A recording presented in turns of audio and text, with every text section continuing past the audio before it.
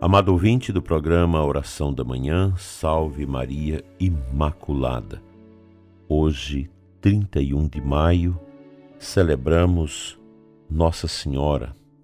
Celebramos a bem-aventurada Virgem Maria na sua visitação. Que Maria, nossa Mãe, interceda por nós. A vida vai passando, o mês de maio passou tão rápido, com muitas coisas bonitas, mas também com muitas coisas desafiadoras, como as enchentes no Rio Grande do Sul, que ainda estão sendo vivenciados as dores, as perdas dos nossos irmãos. Que Deus renove o nosso coração nesta manhã de bênçãos, sob o véu de Maria, que ela nos cubra com a sua intercessão e nos ajude também na vida oblativa, de colaboração, de solidariedade com os que mais sofrem. Potonchim continua a nos ensinar, na sequência de ontem, na página 226.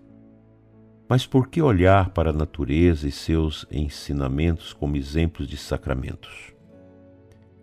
Ele mesmo não era um sacramento vivo? Qual é o significado de o Verbo se fez carne e habitou entre nós? O Verbo é Deus e Deus é invisível, mas quando o Verbo se fez carne e habitou entre nós, então os homens, pela primeira vez, tocaram, ouviram, viram e chegaram àquele que é a verdade, o Deus eterno. Deus está em Cristo. A carne era sinal visível e a parte invisível, que era a natureza divina, uniu-se à natureza humana na pessoa do Filho de Deus. A virtude vem de Cristo. Quando o cego viu por meio de um toque, quando a mulher com fluxo de sangue tocou a barra de suas vestes. Se então o universo é um sacramento, um sinal, já que através de sua matéria as coisas espirituais são sinalizadas, como uma bandeira é o símbolo de um país, e se o próprio homem é um sacramento porque é através do corpo que a alma se revela, e se o próprio Cristo é um sacramento, então por que nosso Senhor, depois de sua ascensão, não deveria tornar geral o princípio sacramental e usar aquilo que é feito de matéria como meio para comunicar sua vida? Se fôssemos apenas espíritos, como os anjos, não seria necessário que ele usasse um sinal visível para a sua vida divina. Mas como somos compostos de matéria e espírito, os sacramentos são necessários. Caso contrário, como saberíamos quando recebemos a vida divina? Além disso, por que nosso Senhor não deveria estender sua redenção às coisas materiais, bem como ao homem? O homem pecou através de Adão, mas como todas as coisas criadas estavam sujeitas ao homem, estas também de algum modo se rebelaram contra Deus. O pecado de Adão abarcou toda a criação. Alguém até se pergunta se as exceções às leis da natureza não são um reflexo obscuro da revolta do homem contra a lei de Deus. Assim, como quando o chefe de uma nação trai a confiança desta e os servos se revoltam contra sua autoridade, assim também, quando houve a queda do chefe da raça humana, as coisas materiais sujeitas a ele pelo Criador se rebelaram contra ele. Se ele não servisse a Deus, que é seu mestre, então a natureza não serviria ao próprio mestre, o homem. Este parece ser o pensamento por trás da profunda reflexão de São Paulo de que a criação geme e sofre, aguardando a redenção. Não faz sentido, portanto, que nosso Senhor tenha escolhido homens em seu corpo místico para serem os ministros, dando-lhes a vida, e escolhesse também o pão, o vinho, o óleo, a água, extraídos do universo material, e levando-os de volta à união com Deus como sinal de sua graça invisível? Por que Cristo, Rei, deveria ser Rei somente dos corações e não também das coisas materiais que uma vez afastaram os corações de si? Por que seu domínio não deveria estar e se estender aos homens por meio de coisas, visto que por meio de coisas os homens se separam de Cristo? Por que o Calvário não deveria repercutir tanto no universo material quanto no Éden, e no segundo Adão, tanto quanto no primeiro? E assim, para que todas as coisas fossem restauradas em Cristo, Ele, a cabeça do corpo místico, elevou a matéria bruta do mundo visível para que se tornasse os sinais elevados da vida invisível, que é derramada nos corações dos homens. Porque Ele, o boticário divino, que criou os minerais, as raízes e os vegetais, como medicamento para a vida natural do homem, também não faria uso do grão, da uva e do azeite como remédio para a sua vida sobrenatural? Assim todas as coisas serviriam a Deus, mais uma vez através do homem cantariam um bendito com os 3 jovens na fogueira ao Deus Criador. Tal é a sabedoria de Deus ao instituir os sacramentos, sinais visíveis da graça invisível pelo qual nosso Senhor Salvador, Jesus Cristo, vivifica os membros do seu corpo místico.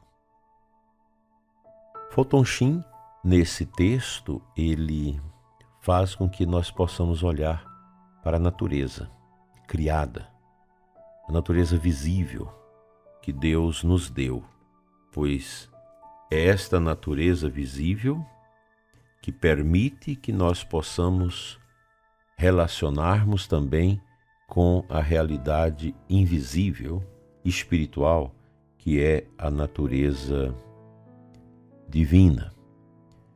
Não podemos ter os sacramentos sem a participação das realidades da natureza, a água, o óleo, o pão e o vinho, e assim por diante, o consentimento do esposo e da esposa que se unem no sacramento, o gesto da imposição das mãos sobre aqueles que recebem o sacramento da ordem nos seus 3 graus, e assim por diante, de forma que a realidade criada, esse dado material que nós temos diante de nós, que podemos contemplá-lo com os nossos olhos, é um dom, é uma dádiva, a criação.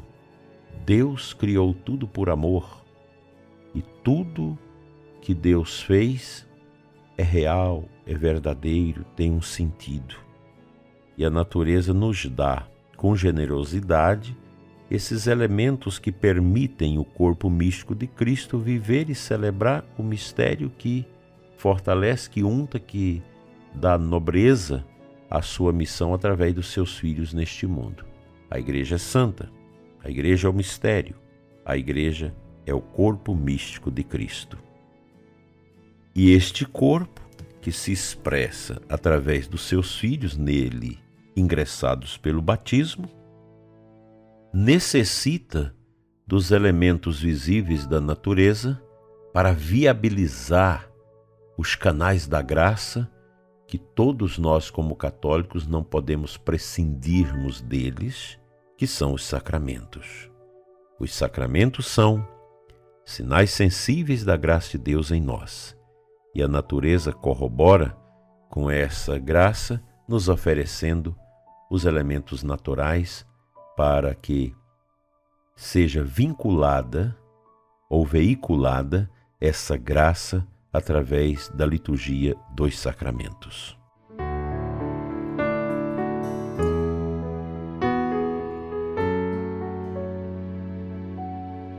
O Santo Evangelho da liturgia, da visitação da Bem-aventurada Virgem Maria, que é uma festa litúrgica, é extraído de Lucas 1, 39 a 56.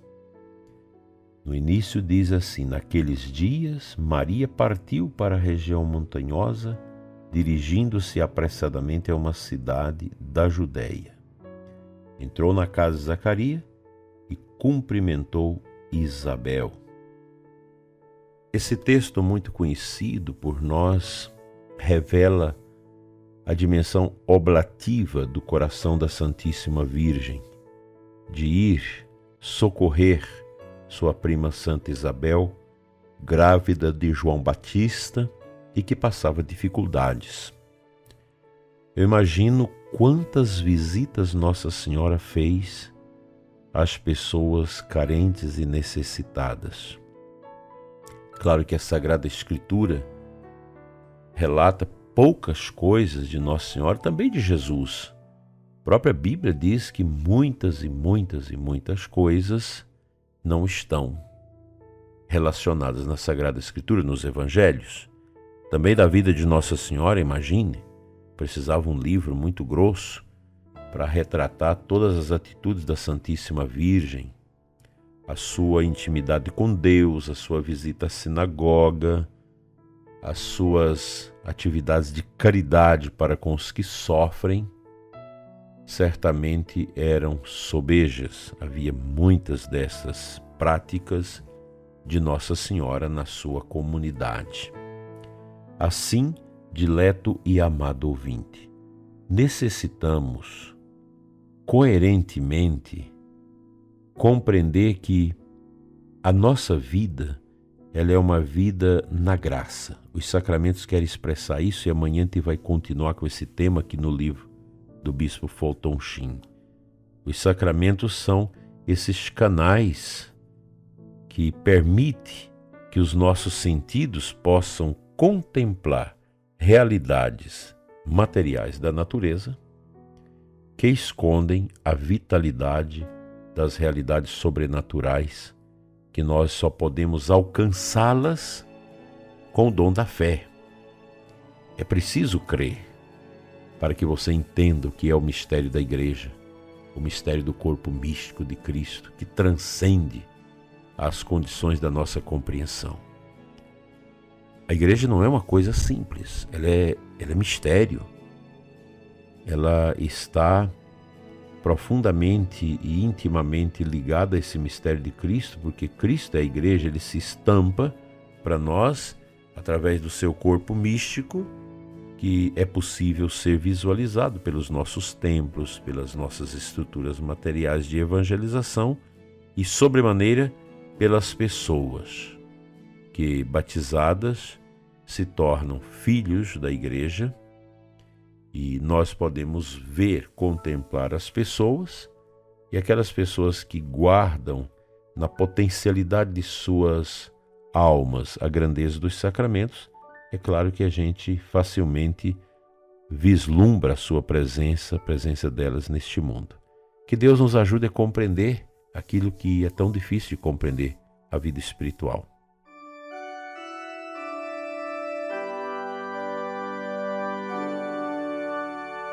Senhor, que sois o mistério do Pai, abençoa e santifica, rica e abundantemente, o coração do ouvinte que neste momento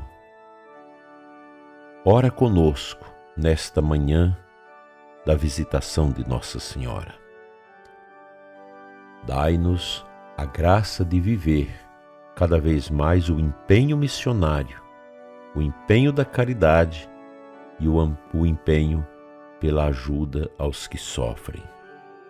Aumenta, Senhor, em nós o dom da caridade, fortalecido pelos santos sacramentos do altar. Amém. Pela intercessão da bem-aventurada Virgem Maria, venha sobre você e os seus a bênção de Deus Todo-Poderoso, Pai, Filho e Espírito Santo. Amém. Uma abençoada sexta-feira para você e sua família. Fique em paz.